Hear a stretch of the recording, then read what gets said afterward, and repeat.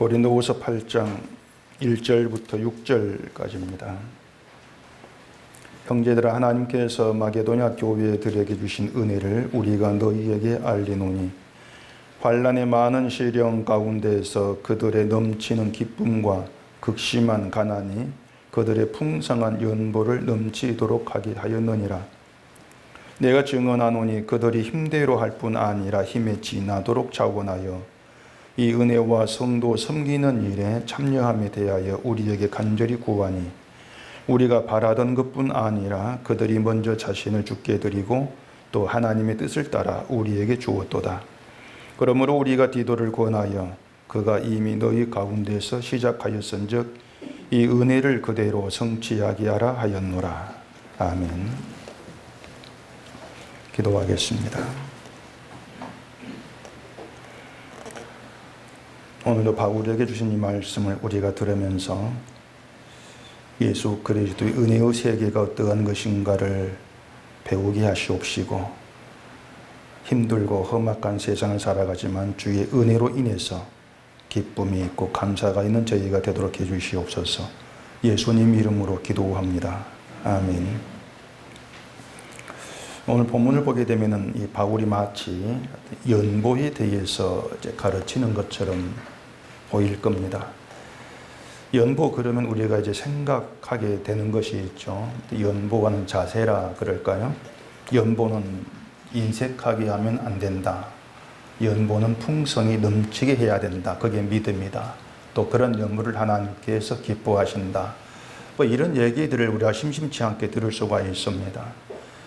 바울도 이제 풍성한 연보를 넘치게 했다. 마게도냐 교회가 이렇게 얘기를 하고 있죠. 그리고 또 연보는 우리가 억지로 하는 것이 아니고 자원해서 해야 된다. 뭐 그렇게들 알고 있는데 이 바울도 힘에 지나도록 자원하여 연보를 한 그런 얘기를 하고 있습니다.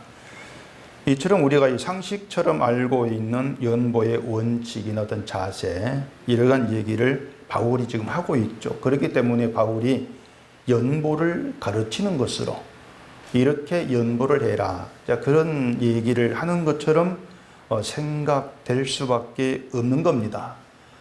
성경을 우리가 보면서 늘 이 성경에 담겨 있는 그 하나님의 뜻과 또 성경이 우리에게 무엇을 나타내는가 이걸 덮어버리기 때문에 늘 또 우리에게 들어오는 문자적인 그런 의미만 가지고 연보는 이렇게 해야 되는 것이구나, 늘 그런 결론으로 흘러가 버리는 것이죠.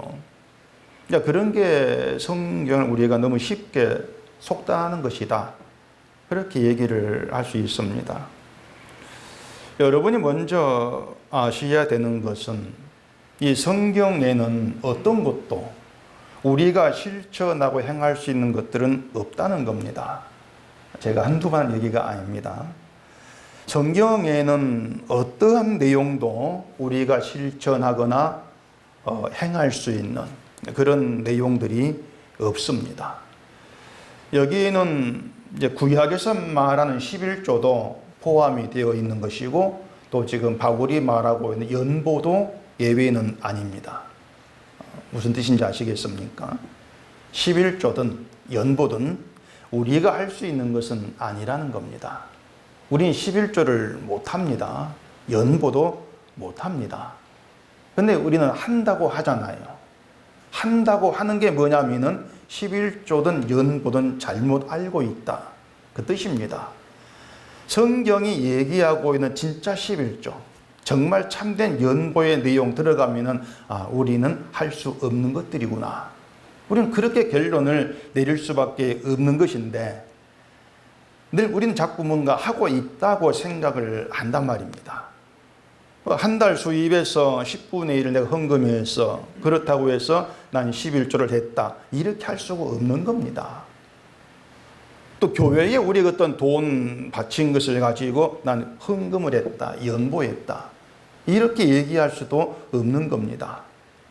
그런데도 이제 지금의 교회에서는 11조를 해야 한다고 그러고 또 헌금을 시시때때로 강조를 하고 있는 것은 11조든 헌금이든지 간에 하나님께 돈을 바치는 것으로, 그렇게 이해를 하고 있기 때문에 그런 얘기를 할 수밖에 없는 것이고, 결국 돈 바치는 것이기 때문에 우리가 맘만 먹으면 할 수 있는 그런 내용이 되어버리는 겁니다. 하나님께 우리가 돈을 바친다고 해서 하나님이 받으시는 것도 아니지만은, 헌금하는 사람 입장에서는 하나님께 바치고 또 내가 바친 것을 하나님이 기쁘게 받으신다, 이렇게 알고 있어야만이 내가 하는 헌금 11조의 자부심을 가질 수가 있는 것이죠. 이건 목사 입장에서도 그렇습니다. 하나님께서 헌금을 기쁘게 받으십니다, 이렇게 말을 해줘야 교인들이 헌금하고 싶은 마음이 있는 것이지, 하나님은 우리 돈을 받지 않습니다, 이렇게 하면은 헌금하고 싶은 마음이 찬물 끼우는 거 똑같은 거지 않습니까? 교인들은 들으면서 그러면 하나님 돈을 안 받으신다면은 헌금할 필요가 없겠네, 이런 생각을 하기 십상일 것이고, 그런 생각으로 교인들이 헌금하지 않으면은 교회 문 닫아야 되는 것이죠. 목사가 그걸 제일로 겁을 내는 거죠. 그게 불안해서라도 하나님은 헌금 받지 않습니다, 이런 말을 할 수가 없는 거예요. 헌금 받으신다고 해야 되는 것이죠. 그래서 이 사람은 연보를 할 수 없는 존재다, 하나님은 우리가 내는 돈을 받지 않으신다, 이건 모두가 다 기존 교회에는 굉장히 충격적인 말이 아닐 수가 없는 겁니다. 아마 지금 교회가 신앙의 어떤 근간으로 여기고 있는 헌금을 부정하고 흔들어버리는 그런 괘씸한 그런 말처럼 들리겠지만은, 제가 분명히 이 성경 말씀을 정말 근거로 해서 말씀드릴 수 있는 분명한 사실은, 지금의 기독교인들은 11조가 뭔지를 모르면서 가짜 11조 하고 있습니다. 헌금이 뭔지를 모르면서 가짜 헌금을 하고 있는 실상입니다. 그래서 바울의 연보를 가르친다고 생각하는 것은 속단이라고 하는 겁니다. 지금 또 제가 불안한 게, 헌금하지 말까 지금 이 생각을 머리에 갖고 있는 건 아닌가, 그게 이제 불안되는데, 마지막 가면은 헌금하라 소리가 나와요. 그러니까 안심하지 마시고 들으셔야 됩니다. 바울의 연보를 가르치는 것이 아니고 연보를 통해서 다른 지금 말을 하고 싶은 거예요. 연보를 말하는 게 아닙니다. 연보를 통해서 말하고 싶은 다른 내용이 있다는 겁니다. 그러니까 연보는 창이에요. 연보는 창이고, 그 창을 열어서 그 창을 통해서 다른 세상을 바울이 지금 보여주려고 한다, 그렇게 생각하시면 된단 말입니다. 그 말은 지금 바울이 연보란 말을 하고 뭐 풍성이 넘치는 뭐 얘기하고 자우나 이런 말 한다고 해서 연보에 관심 두지 마시라는 거예요. 어떻게 연보하는 것이 바른가, 그런 것도 알려고 하지를 마세요. 말씀드린 것처럼 우리는 연보를 할 수 없는 것이기 때문에 어떻게 연보하는 게 바르냐, 여기 답도 없는 겁니다. 바른 연보가 뭔가를 알아서 바른 연보를 하면 내가 바른 신자가 될 것이라는 착각입니다. 그런 생각들을 그래서 내려놓으시라는 거예요. 자, 그럼 바울이 이 연보를 통해서 말하려고 하는 것이 뭔가 차근차근 알아가 보십시다. 오늘 본문 1절, 2절 보십시다. 형제들은 하나님께서 마게도냐 교회들에게 주신 은혜를 우리가 너희에게 알리노니, 환난의 많은 시련 가운데에서 그들의 넘치는 기쁨과 극심한 가난이 그들의 풍성한 연보를 넘치도록 하게 하였느니라. 자, 여기 등장하는 풍성한 연보를 넘치게 한 교회는 마게도냐 교회입니다. 고린도 교회가 아니고 마게도냐 교회예요. 근데 연보가 우리처럼 교회 운영을 위해서 헌금하는 그런 연보가 아니고, 그 당시 가뭄이 들어가지고 어려움에 처해 있는 예루살렘 교회를 돕기 위한 연보를 얘기하고 있는 겁니다. 예루살렘 교회를 돕기 위한. 그래서 이 풍성한 연보를 넘치게 했다고 한 걸 보면은 마치 마게도냐가 막 교회 재정이 막 차고 넘쳐서 어떤 많은 돈을 연보한 것처럼 그렇게 생각되기 쉬운데, 그 2절에서 환난의 많은 시련 가운데에서 이렇게 말하잖아요. 이게 마게도냐 교회 형편이었습니다.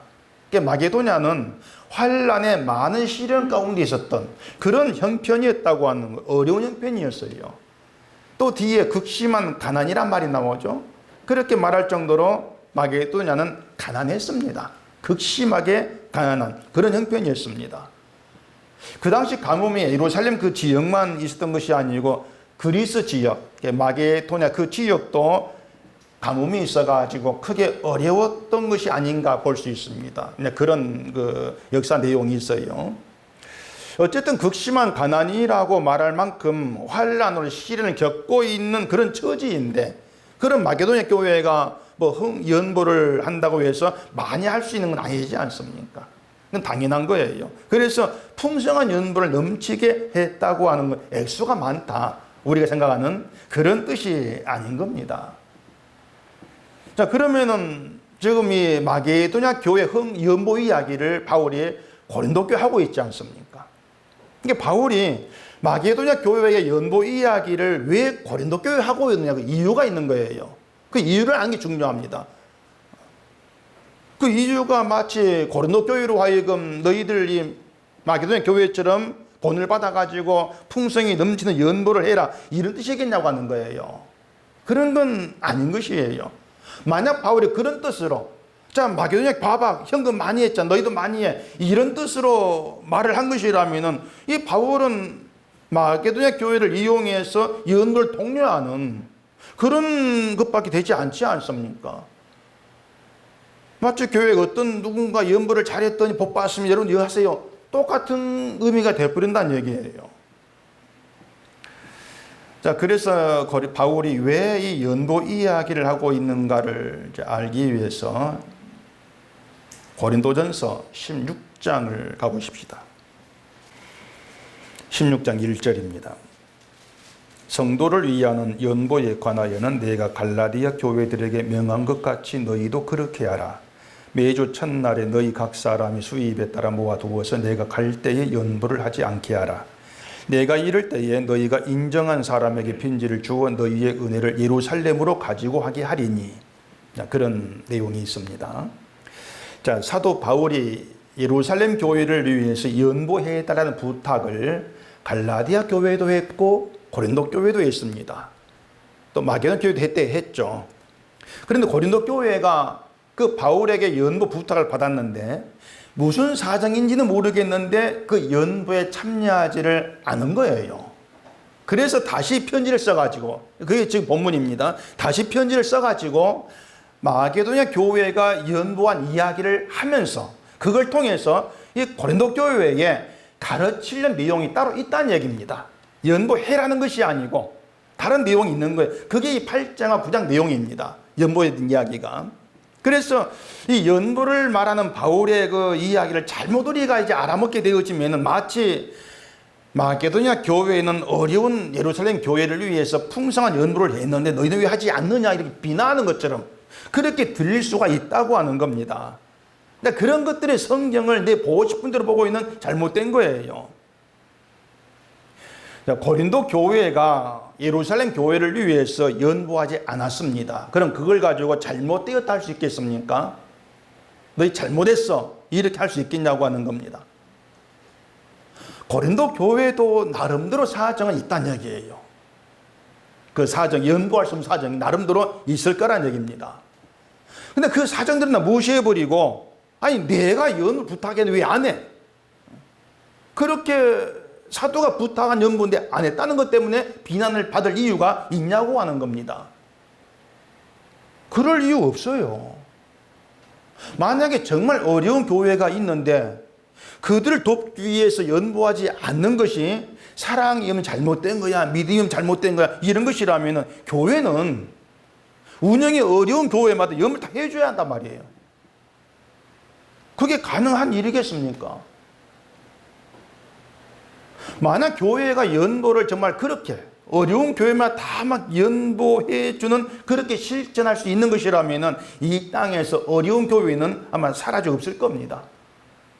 막 수십만 명 교회로 다 도움받으면 어려운 교회는 없지 않겠습니까? 그런데 그렇게 연보한 교회가 없다는 거예요. 뭐 어떤 교회는 우리는 교회 재정을 50%는 선교 구제를 위해 쓴다 이렇게 막 자랑하는 교회도 있긴 하는데, 자 50%를 선교 구제를 위해 쓴다 합시다. 나머지 50%는 뭡니까 그러면? 나머지 절반은 뭐예요? 그 절반은 나도 먹고 살아야지 그것이거든요. 나도 먹어야지, 나도 살아야지 그 뜻이란 말이에요. 그래 교회 재정을 몽땅 다 구제나 선교를 위해서는 쓸 수 없지 않는 그 생각이란 말입니다. 몽땅은 안 된다는 것이죠. 근데 그렇다 할지라도 그걸가 잘못되었어. 왜 전부 안 써? 이렇게 비난할 수가 없는 거예요. 왜냐하면 사람이라고 하는 교회도 사람 보이잖아요. 자기 일을 챙기는 게 당연하지 않습니까? 우리 교회도 우리 챙겨야 되죠. 어려움이 있는 교회를 뭐 도와줄 수는 있습니다. 다만 그것을 좀 도와줬다는 그걸 가지고 교회됨이나 은혜 받은 증거로 말하지는 말자는 겁니다. 그 문제가 아니니까 교회라고 하는 것은.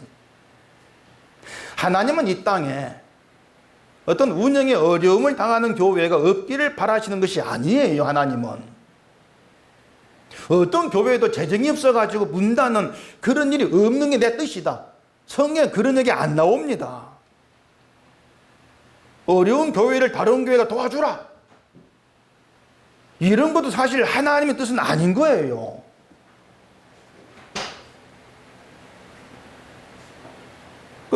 고린도전서 13장 3절에 보면은 내가 내게 있는 모든 것으로 구제하고 또 내 몸을 불사르게 내어줄지라도 사랑이 없으면 내게 아무 유익이 없느니라 내용이 있잖아요.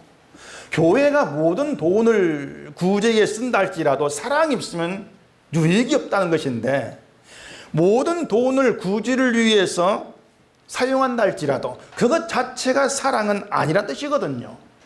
그것 자체가 사랑은 아니다. 그 16장 3절에서 너희의 은혜를 예루살렘으로 가지고 가게 하리 이렇게 말합니다. 너희의 은혜를 예루살렘으로 가지고 가게 하리니, 그러니까 바울은요 고린도 교회에 연보를 부탁했습니다. 부탁을 했고 그 연보를 뭐라고 합니까? 은혜로 얘기하는 겁니다. 너희의 은혜를 가지고 가게 해라. 연보가 은혜로 바뀌는 거예요. 그러니까 그 연보에 참여하게 되는 게 은혜라고 하는 거죠. 은혜다. 그리고 본문에서도 은혜라는 얘기를 하고 있습니다. 본문에서도 그 1절에서 하나님이 마게도냐 교회에 주신 은혜를 알린다고 이렇게 말하지 않습니까? 은혜를. 교회가 연보한 것을 하나님 주신 은혜로 그렇게 얘기하고 있는 거예요. 그렇다고 그것을 은혜 받았으면 연보하게 된다, 또 그렇게 해석하면 안 됩니다. 다른 의미가 있는 거예요. 또 그 본문 4절에서도 이 은혜와 성도 섬기는 일에 참여함에 대하여 우리에게 간절히 구하니 이렇게 말하면서 연보를 은혜와 성도 섬기는 일에 참여하는 것, 내가 하는 게 아니에요. 참여하는 것, 연보를 그렇게 얘기한단 말입니다. 참여하는 것이다. 참여되는 겁니다. 또 6절에서도 은혜를 그대로 성취하게 하라 이렇게 얘기하고 7절에서도 은혜에 풍성하게 할지니라, 이렇게 연보가 은혜란 얘기로 계속해서 나오고 있다는 겁니다. 말씀드린 것처럼 은혜라고 하는 것은 어려운 이웃을 돕는 것은 은혜를 베푸는 것이야, 이런 의미에서 은혜라는 얘기를 지금 하고 있는 게 아닙니다. 은혜는 무조건적이죠. 무조건적이고 은혜 받을 만한 사람이 아닌데 베풀어지는 게 은혜입니다. 우리가 하나님께 받는 은혜가 그런 것이죠.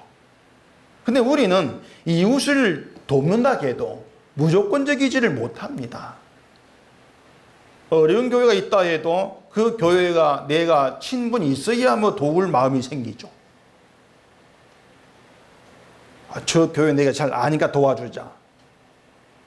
구제라고 하는 건 다 이런 인간적인 관계에서 행해질 수밖에 없는 거예요. 무조건적인 구제는 사실 없습니다. 인간적 관계죠. 내가 잘 아는 교육이나 저 목사 나 사이가 나빠. 어떻겠습니까? 도와줄 마음이 생기겠습니까? 안 도와주죠. 사이가 나쁜데. 무조건이 안 되는 거예요. 또 사이 좋은 목사를 도와줬다 할지라도 내가 너 도와줬어. 그 생각이 또 사라지지 않지 않습니까?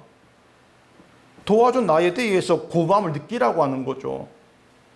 이런 연보를 두고 은혜라고 얘기할 수가 없는 거죠. 은혜가 아닌 거예요. 하나님의 은혜는 우리가 어려울 때 도와주시고 도와줬으니까 나를 잘 섬겨라, 이렇게 요구한 방식이 아니거든요.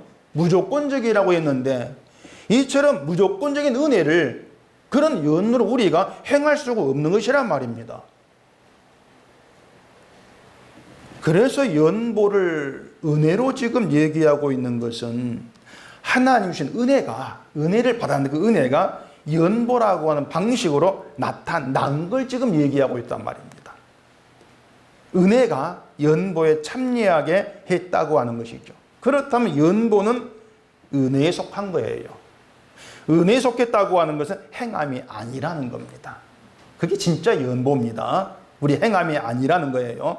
은혜에 속해서 은혜에 참여하게 된 거죠. 은혜로 말미암아서. 그래서 우리는 연보를 할 수 없다고 제가 말씀을 드린 것이고, 바울도 연보라고 하는 행위에 대해서 말하려고 하는 것이 아니라고 하는 것입니다. 연보로 나타나는 하나님의 은혜를 증거하고 있는 겁니다. 지금 바울은. 그래서 은혜를 봐야 돼. 은혜가 뭔가 이걸 알아가야 돼. 본문에서. 연보가 아니고. 그 2절에서 바울이 마게도냐 교회 연보를 환난의 많은 시련 가운데에서 넘치는 기쁨과 극심한 가난이 풍성한 연보를 넘치게 했다고 지금 이렇게 얘기하는데, 이런 형편이면, 극심한 가난, 그런 형편이면 연보를 하는 게 아니라 연보를 받아야 되지 않습니까? 그게 구제 대상이거든요. 극심한 가난인데. 그럼 바울이 그 마게도냐 교회에 연보를 부탁했다 할지라도, 아이고 사도요, 우리도 지금 극심한 가난 가운데 있습니다. 연보 형편이 못 돼요. 우리가 연보를 받아야 됩니다. 우리를 위해 연보를 다른 게 부탁해 주세요. 이렇게 거절할 수 있지 않습니까? 충분히 그럴 수 있는 것이거든요. 그런데도 그 마게도냐는 연보에 참여한 것, 그리고 바로 그것을 은혜로 지금 얘기한다는 거예요. 그래서 초점을 연보란 행위가 아니고 하나님 은혜에 두어야 된다, 이렇게 말씀을 드리고 있는 것입니다. 근데 지금 우리가 이 바울의 말을 따라서 연보라고 하는 말을 지금 하고 있는데, 우리에게 익숙한 단어는 연보보다 헌금이죠. 헌금이라는 단어가 우리에게 익숙하죠. 제가 고등학교 때 교회를 처음 나왔을 때는 연보라는 말을 제가 들은 것 같습니다. 교회에서 연보합시다. 그런데 어느 때부턴가 이 연보란 말이 사라지고 헌금이란 말로 기독교가 이제 채워졌는데, 이 성경에 보면 연보란 말이 있고 헌금이란 말도 있어요. 그래서 연보나 헌금이 다 같은 말이 아닌가 생각될 수 있는데 의미가 좀 다릅니다. 연보하고 헌금하고. 누가복음 21장 가보십시다. 누가복음 21장 1절입니다. 예수께서 눈을 들어 부자들이 헌금함에 헌금 넣는 것을 보시고, 또 어떤 가난한 과부가 2렙돈 넣는 것을 보시고 이르시되, 내가 참으로 너희에게 말하노니 이 가난한 과부가 다른 모든 사람보다 많이 넣었도다. 저들은 그 풍족한 중에서 헌금을 넣었거니와 이 과부는 그 가난한 중에서 자기가 가지고 있는 생활비 전부를 넣었느니라 하시니라. 여기에서 이제 헌금이라는 단어가 나옵니다.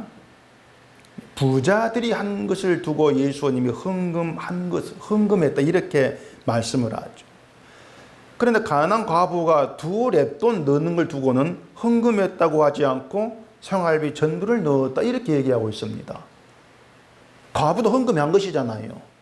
근데 과부의 경우는 과부도 헌금이 쓴 것이 아니고 생활비 전부를 넣었어. 이게 무슨 뜻인가 하면은, 가난한 과부가 생활비 전부를 넣은 것을 내세워서 부자들의 헌금을 너희는 헌금 아니냐 부정해버리는 거예요. 너희가 헌금한 가짜다, 부정한 것입니다. 부자들이 헌금한 것은 자기들이 가진 돈에서 얼마를 떼어내는 것입니다. 액수가 얼마든, 액수가 많든 적든 제가 내 돈에서 얼마를 떼어가지고 내는 거예요. 나머지는 그냥 나 사는 거죠. 나도 즐겁게 살아야 돈 나를 위해 쓰면서 살아가는 거예요. 자, 그런데 우리 인생을 책임지는 분이 누구냐면 하나님이지 않습니까? 하나님께서 우리 인생을 책임진단 말입니다. 하나님이 내 인생을 책임지십니다. 이렇게 말을 하는데 실제로는 돈이 나를 책임진다. 이런 사고방식으로 산다 해도 틀린 말은 아니란 얘기입니다. 그런 점에서 과부가 넣은 생활비 전부인 2랩돈, 이건 약 1,000원쯤 돼요. 2랩돈은 1,000원쯤 되는 돈인데 액수와 상관없이 생활비 전부를 넣었다는 것은 돈이 나를 책임진다는 것을 버리는 것 같다 그 말입니다. 그러니까 진정한 헌금이라고 하는 것은 나를 살게 하고 나를 책임지는 건 하나님이란 믿음에서 나오는 것이라고 할 수 있는데 이러한 헌금을 우리가 못한다는 거예요. 내게 있는 것, 돈이 그게 나를 책임져. 이 사고방 우리는 떼내지를 못하는데 하나님이 나를 책임져. 이런 믿음에서 헌금을 할 수 있겠냔 말입니다. 우리는 못하는 거예요. 그래서 우리가 헌금을 하면서도 내가 하는 헌금은 헌금이 아니고 가짜다. 그렇게 자기를 보라고 있는 게 헌금이다. 그렇게 생각해 주시면 되는 것인데 그런 생각도 하기 불편해야죠, 사실은. 헌금하면서 이 가짜야. 이렇게 우리가 어떻게 하겠. 근데 그게 답이에요. 그러니까 헌금이라고 하는 결국은 자꾸 내가 가진 것을 날 책임지려고 애를 쓰고 있다는 그렇게 나를 보여주는 그런 의미에서 봐야 된다면은 연보는 단어 의미부터 다릅니다. 연보는 헬라어로 값없이 주는 선물 뜻이에요. 연보라고 하는 건 값없이 주는 선물이라는 말부터가 뭔가 우리가 할 수 있는 것이 아니라 느낌이 오지 않습니까? 연보가 하나님께 바치는 헌금과 같은 것이라면은 하나님께 바치면서 값없이 드리는 선물입니다. 그렇게 할 수 있겠냐고 하는 겁니다. 사람이 하나님께 바친다 그래서 기대하는 게 있습니다. 솔직히 얘기해서 기대하잖아요.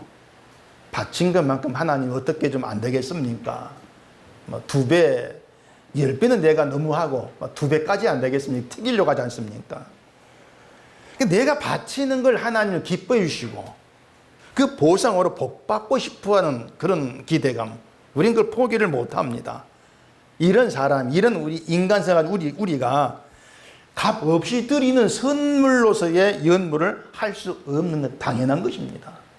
그래서 우리 연보를 못해요. 그리고 또 하나는 이 연보라는 한자가 기가 막힙니다. 한자가. 연자가 뭐냐? 버릴 연자입니다. 버릴 연자. 버린다는 거예요. 보자가 뭐냐면은 깁는다 할 때 기우는 그 보자입니다. 도울 보자, 기울 보자. 그러니까 연보를 한자로 해석을 하게 되면은 내가 버림으로 헤어진 걸 기운다는 뜻이에요. 버림으로 돕는다는 겁니다. 이게 어떻게 이런 한자로 번역했냐 기가 막혀요. 버린다. 그래서 연보는 교회에 돈을 헌금한다거나 돈으로 어려운 사람을 도와준다거나 그런 의미의 연보를 얘기하지를 않습니다. 나를 버림으로써 다른 사람을 돕는 그런 구제, 우리 능력을 넘어선 것이죠. 나를 버린다는 자체가. 우리에게는 그런 구제가 나올 수가 없지 않습니까? 누구에게만 가능합니까? 예수님만 가능한 연보란 말입니다. 예수님만 가능해요. 그러니까 구제라고 하는 건요, 예수님만 할 수 있습니다. 구제는. 우리가 구제를 받고 있는 게 예수님에게. 예수님만이 하실 수 있는 연보예요. 예수님이 자신의 십자가에 버리심으로써 흘린 그 피로 죄로 인해 구멍난 우리를 기웃지 않습니까? 그리고 멀쩡한 존재를 우리 회복시켜서 하늘에 속한 하나님 백성이 되게 하신 은혜를 우리가 얻은 거예요. 그래서 다시 말하지만 연보는 예수님만 하시는 것이 우리는 못한다는 것입니다. 헌금은 하나님의 뜻대로 헌금할 수 없는 우리 악함을 보게 하는 것이고, 연보는 값 없이 주는 선물이 되신 그 주님의 은혜로 우리가 산다. 이걸 보여준다는 점에서 의미가 다르다고 그렇게 얘기할 수가 있는 겁니다. 어떤 사람은 또 성경적인 의미는 헌금이 아니고 연보니까 헌금보다도 연보라는 용어를 써야 된다. 뭐 이렇게도 주장한 사람이 있는데 헌금이라고 하든 연보라고 하든 의미를 모르면 말짱 꽝입니다. 그것은요. 의미를 알아야 되죠. 어떤 용어를 쓰든 이게 중요한 것이 아니고 예수님의 은혜를 아는가 이게 정말 중요한 거예요. 주님의 은혜를 아는가. 자, 어쨌든 연보는 예수님만이 하실 수 있는 것이고 지금도 우리는 예수님의 연보 덕분에 구원받은 신자로 살아간다는 거 이걸 분명히 아셔야 돼요. 자, 그러면은 연보는 예수님만이 하실 수 있다고 했는데 그럼 마게도니 연보는 뭐냐고 하는 거죠. 마게도니 교회 연보는 교회가 연보한 게 아니고 주님의 연보에 마게도니 교회가 참여된 거예요. 아까 참여란 말 있지 않습니까? 참여된 거예요. 2절 다시 봐볼까요? 환난의 많은 시련 가운데에서 그들의 넘치는 기쁨과 극심한 가난이 그들의 풍성한 연보를 넘치도록 하게 하였느니라. 교회가 연보를 했다는 게 아니고 하게 하였다고 하지 않습니까? 하게 한 게 있는, 그 하게 한 것이 뭐냐면은 기쁨과 극심한 가난. 그것이 풍성한 연보를 넘치게 하게 했다는 겁니다. 그러니까 할 수 없는 상황이에요. 연보를. 할 수 없는 상황인데 그럼에도 불구하고 하게 한 뭔가 있다는 것인데 그것이 넘치는 기쁨이고 극심한 가난이라는 겁니다. 자, 그런데 여기에서 넘치는 기쁨이 연보를 하게 했다. 이해가 될 거예요. 아, 기쁨이 있어 연보했다. 뭔가 맞죠? 그런데 극심한 가난이 연보를 하게 했다. 여러분 이해가 되십니까? 극심한 가난이 연보하게 해요. 아니 극심한 가난이 어떻게 연보를 하게 만드냐는 겁니다. 자, 우리 상식대로 생각하면은 극심한 가난이 하게 하는 게 뭡니까? 여러분에게 극심한 가난이 하게 하는 게 뭐예요? 하긴 뭐 극심한 가난이 안 해봤으니 알 수가 없지. 극심한 가난이 하게 하는 것은 원망과 불평입니다. 내 신세 한타 아니고 그게 가난이 하게 하는 거예요. 자, 다시 가난한 과부의 2렙돈으로 돌아가 보십시다. 과부가 2렙돈을 헌금교에 넣는 것을 넣는 우리는 안 되는 일이라 그랬습니다. 생활비 전부를 헌금하는 걸 못한다 이러한 뜻보다도 생활비 전부가 2렙돈 1,000원밖에 안 되는데 그런 처지를 원망하지 않고 전혀 원망하지 않고 남은 1,000원조차 버려버리는 그런 걸 우리는 못한다는 거예요. 생활비 전부가 2렙돈 1,000원밖에 안 된다면 극심한 가난 가운데 있는 것이거든요. 가진 게 아무것도 없지 않습니까? 1,000원 가지고 뭘 하는 거예요? 아무것도 할 수 없는 거예요. 1,000원 가지고는. 인생을 책임져 줄 만한 그렇게 붙들 만한 것이 아무것도 없는 거죠. 이게 극심한 가난의 상태란 말입니다. 그런 가운데에서 과부는 자기를 살게 하고 나를 책임져 주는 분이 하나님이란 걸 실감하는 거죠. 아무것도 없는 상태에서. 그러니까 아무것도 없는 극심한 가난이란 그 상태, 절망적인 그런 상황에서 하나님이 살게 하는 것을 실감하는 거예요. 아무것도 없는데 오늘 살았네. 아, 하나님이 살게 하네. 그걸 실감하는 거죠. 부자는 그걸 실감 못합니다. 돈이 늘 살게 하는 거죠. 실감 못하는 거죠. 돈이 있으니까 돈으로 살면 되지. 그 생각을 잘라버리지를 못한단 말입니다. 그래서 과부가 2렙돈을 헌금기에 넣은 것도 따지고 보면은 과부가 자기 믿음을 했다. 이것이 아니고 극심한 가난이 하나님 바라보게 하고 그 믿음이 2렙돈 넣게 했다고 하는 것이 맞단 말입니다. 과부를 그렇게 만들어 가신 것이죠. 극심한 가난이 과부로 하여금 하나님 은혜에 참여하게 한 거예요. 가난 가운데에서 붙들 게 없으니까 주를 바라보고 실감하면서 넣은 거죠. 마게돈 교회 연보도 이런 시각으로 보면 되는 것입니다. 하나님께서 마게돈 교회에 주신 은혜가 있다. 1절에 은혜가 있습니다. 하나님 주신 은혜가 있는데도 환난의 많은 시련 가운데 교회가 있는 거예요. 극심한 가난 가운데 있었습니다. 그렇다면 그 하나님의 은혜는 세상 복이나 평안을 누리게 하는 게 아닌 게 분명하죠. 하나님 주신 은혜는 우리를 영원한 생명이신 예수께 속한 대로 붙들어 놓는 겁니다. 그게 은혜인 것이고, 그 은혜를 실감하고 배우고 나를 은혜가 살게 하구나, 이걸 깨닫게 하기 위해서 마게도냐처럼 극심한 가난으로 끌어가시는 것이 하나님의 일하심이라는 거예요. 물론 실제로 모든 걸 다 잃어버리는 극심한 가난 처하라 이것이 아니고, 정말 내게 있는 것들을 아무것도 내가 의지할 힘이 안 되는 알았을 때, 그때 그것이 극심한 가난에 처하는 거죠. 하나님이 살게 이게 실감될 때. 그래서 극심한 가난이 연보를 넘치게 하게 하였다고 하는 것은 가난이 연보하는 능력이 되었다 그 뜻이 아니고, 하나님께서 극심한 가난이 있게 하심으로써 예수만 바라보게 하시는 그 은혜가 연보를 하게 했다는 것입니다. 은혜가.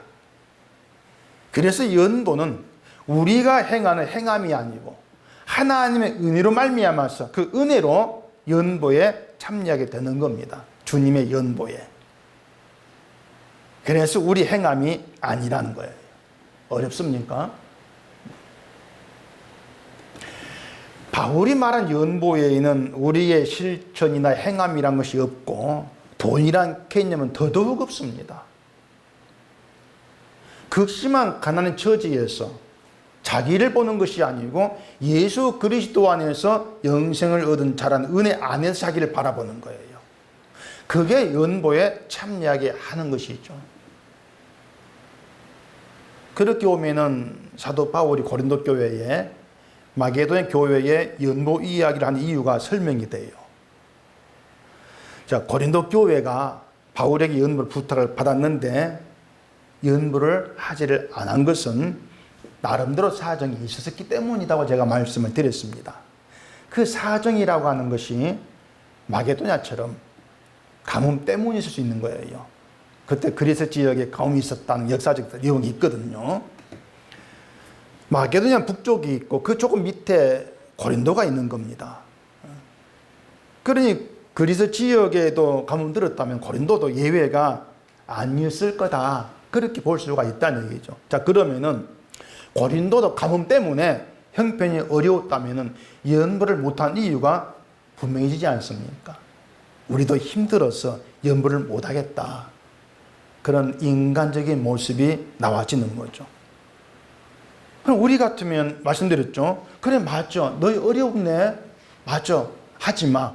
충분히 이해하고 넘어갈 수 있는 문제가 된단 말이에요.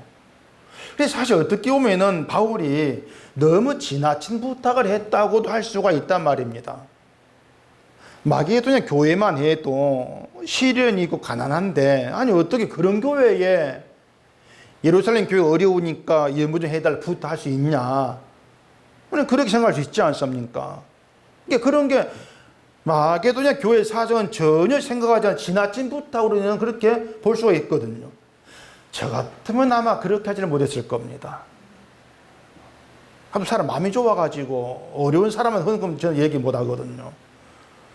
누울 자리 뭐 발을 뻗는다 이런 말도 있는 것처럼 부탁할 만한 교회가 해야 되죠. 부탁할 만한 교회에 뭐 재정이 좀 넉넉하고 많은 교회 가가지고 헌금에다 부탁을 해야 되지.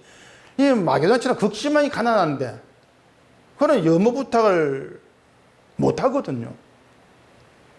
근데 만약 바울이 우리와 같은 시각으로 마게도냐 교회의 사정을 생각을 하고 연보를 부탁하지 않고 형편이 넉넉한 다른 교회를 찾아갔다, 그렇다면 그걸 어떻게 우리 해석을 해야 될까요? 어떻게 봐야 되죠? 바울이 마게도냐 교회 어려우니까 저기는 헌금 부탁 안 할래, 다른 게 넉넉한 교회로 가자, 그렇게 했다면은 이걸 어떻게 해석을 해야 하냐 말입니다. 그건요, 돈이 있고 없고를 가지고 부자 가난한 대로 본다, 그 뜻이에요. 그런 의미가 되죠.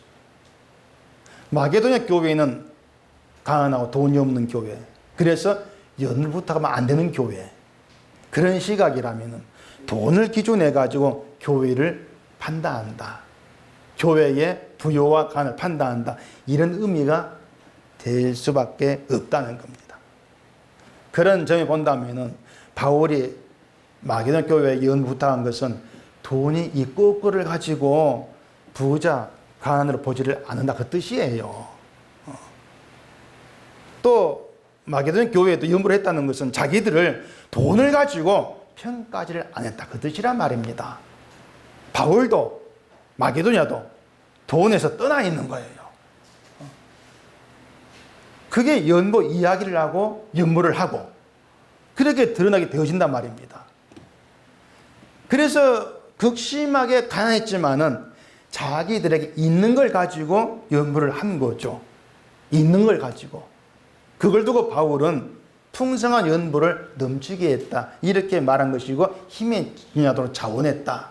이렇게 얘기를 하고 있단 말입니다. 자원했다는 것도요, 흔히 생각하는 것처럼 누가 시키지 아니했는데 자발적으로 헌금했다 그 뜻이 아니에요. 마게도냐는 자발적으로 연보한 게 아닙니다. 바울이 부탁했지 않습니까? 우리가 알고 있는 자원하여 이 의미대로라면 바울이 부탁하기 전에 마게도냐 교회가 예루살렘 교회 어렵다고 하니까 우리가 연보합시다 이렇게 나와야 돼요. 그들에게서. 근데 바울이 부탁을 받았거든요. 받아서 한 연보인데 자원해서 이렇게 말할 수가 없는 것이죠. 그래서 바울이 말하고 있는 자원의 의미는 바울의 부탁 때문에 거절 못해서 어쩔 수 없이 한 연보가 아니라 자기들을 가난하게 보지 않는 은혜로 인한 자원, 그렇게 설명이 된단 말입니다. 은혜로 인한 자원이에요. 모든 형편 조건을 초월해버린 것이죠. 은혜 안에서. 그게 자원한 거예요. 그러면 고린도 교회 잘못은 뭡니까? 사도가 부탁을 했는데 하지 아니했다. 이것이 아니고 자신들을 하나님의 거룩한 백성으로 일컬어보는 자신들을 세상 형편을 가지고 판단했다. 그게 잘못된 것입니다. 우리는 어려우니까 그런 거 못합니다. 그게 자기들을 소유하는 거. 돈 있고 없고 이걸 가지고 보고 있다는 거죠. 난 돈이 없어 가난해. 그렇게 본 게 잘못된 거란 얘기예요. 세상은 그렇게 봐도 되죠. 그들 기준 돈이니까. 신자는 아니란 얘기입니다. 신자는 예수 그리스도 안에서 하나님의 은혜를 받은 자인데 은혜 안에서 난 돈이 없어 가난해. 이건 통용이 안 되는 거죠. 그게 잘못된 거다. 그래서 바울이 마게도냐 교회의 연보를 내세워서 너희들은 왜 너희가 어떤 존재인가를 보지를 못하느냐? 왜 하나님의 은혜 안에서 너희를 보지 아니하느냐? 그 은혜를 얘기하고 있다는 거예요. 난 가난하다. 그 세상 처지에 붙들려 있는 그걸 바울이 지적을 하는 거예요. 고린도후서 8장 9절을 보십시다. 우리 주 예수 그리스도의 은혜를 너희가 알거니와 부요하신 이로써 너희를 위하여 가난하게 되심은 그의 가난함으로 말미암아 너희를 부유하게 하려 하심이라. 예수님은 부유하신 분이었는데 가난하게 되셨다고 그러죠. 그럼 무엇을 가지고 예수님이 부유하다 이렇게 얘기할 수 있겠습니까? 뭘 가지고? 예수님이 세상 모든 거에 주인 되시니까 부유하다 이렇게 얘기하면 되겠습니까? 그렇다면은 예수님이 가난하게 되셨다 이렇게 말을 할 수가 없는 겁니다. 예수님이 세상의 주인 아닌 적이 없지 않습니까? 십자가에서 죽으셔 주인이에요. 가난하게 계신 적이 없는 거예요. 예수님의 부요는 하늘의 영광입니다. 그게 부요예요. 예수님이 그 하늘 영광을 버리시고 이 땅에 오셔서 십자가에 죽으신 것이 가난하게 되신 것이죠. 그러면은 예수님의 가난하심으로 말미암아 우리가 부유하게 되었다. 그렇다면 그것은 예수님이 가난하게 되신 은혜로 우리가 하늘 영광에 속한 자가 되었다는 겁니다. 그게 부유예요. 하늘 영광에 속한 자. 이게 진정한 부유로 하는 것입니다. 그래서 하나님의 자녀, 하나님 나라의 백성이란 신자는 세상의 돈이나 이 세상 위치나 형편 그런 것으로 판단될 수가 없다는 겁니다. 세상이야 부요와 가난 의미를 모르는 게 당연합니다. 돈 많은 부자가 없으면 가난한 게 세상인데, 근데 하나님의 은혜를 받은 신자라면은 하나님이 주신 은혜 안에서 내가 누구인가를 생각을 해야 한다는 겁니다. 그게 예수님의 은혜 문제예요. 그렇게 되면은 극심한 가난 가운데 있다 할지라도 예수님의 은혜로 하늘 영광에 속했다. 그것 하나만으로도 난 부유하다. 이렇게 되는 것이죠. 난 부유하다. 그 부유가 연보를 하게 한 거예요. 난 안 하지만 연보할 이게 아닙니다. 마게도냐 교회는 부유한 자로 연보한 거예요. 부유한 자로. 그래서 풍성하다 이렇게 말한 것입니다. 넘친다고 말한 것이에요. 억지가 아니고 자원해서 이렇게 얘기를 한 거예요. 하나님의 은혜를 받아서 부유를 알았고 그 부유로 인해서 연보를 하게 됐다. 그런 점에서 보니까 고린도 교회는 하나님의 은혜 안에서 자기를 보지를 않았다는 거죠. 하늘 영광에 속한 은혜를 입었으면서도 그 은혜를 안에서 자기를 보지를 않은 거죠. 바울은 그걸 지적하고 있는 것입니다. 그렇기 때문에 연보 이야기가 아니고 은혜에 대한 이야기다. 이렇게 말씀을 드리는 거예요. 또 본문 4절 5절 보십시다. 이 은혜와 성도 섬기는 일에 참여함에 대하여 우리에게 간절히 구하니 우리가 바라던 것뿐 아니라 그들이 먼저 자신을 주께 드리고 또 하나님의 뜻을 따라 우리에게 주었도다.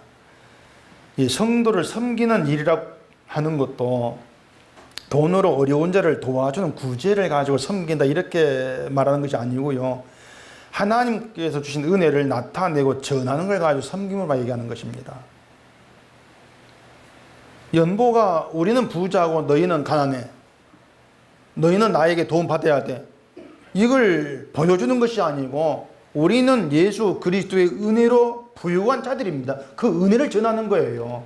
그게 연보거든요. 그게 섬김이에요. 그게 섬기는 거예요. 은혜를 전한다는 거. 이런 놀라운 의미의 연보를 돈을 집어넣어서 돈을 바치고 돈을 주고 받는 것을 변질시켜버렸단 말입니다. 지금은 기독교가. 다시 말하자면 우리는 우리 힘으로 연보를 못합니다.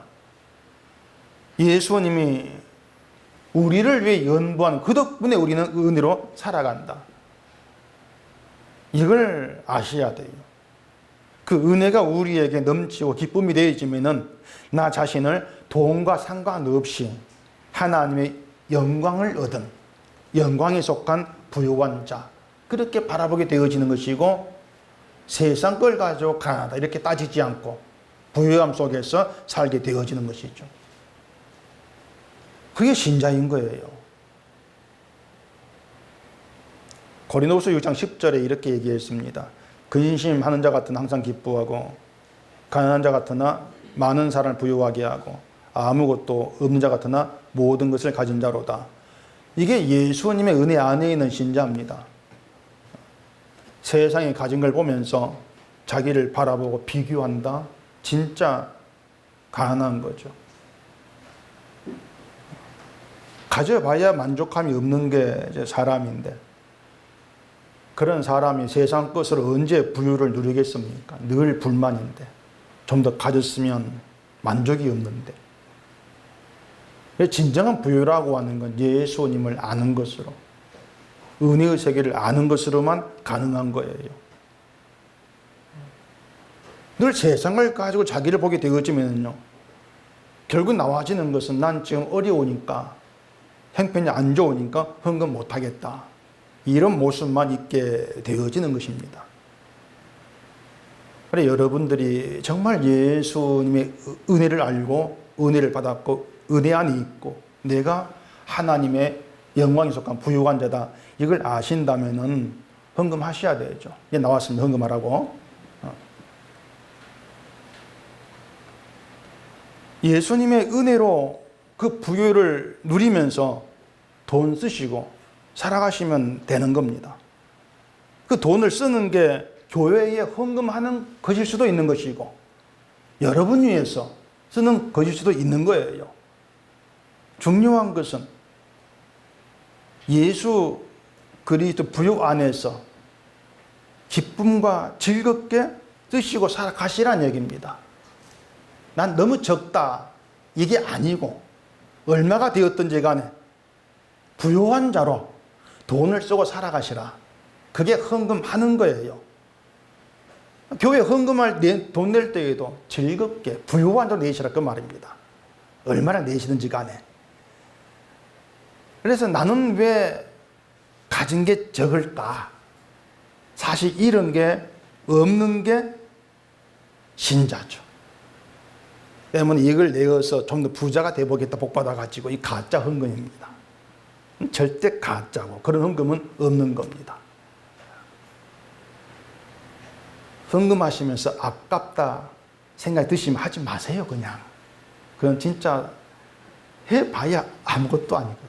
하지 마시고 정말 즐겁게 부유한 자로 기쁨 가운데 누리면서 쓰시고 헌금하시고 감사하시고 그렇게 살아가는 것이 헌금하는 신자됨이라는 겁니다. 이런 은혜가 여러분께 있기를 바랍니다. 기도하겠습니다.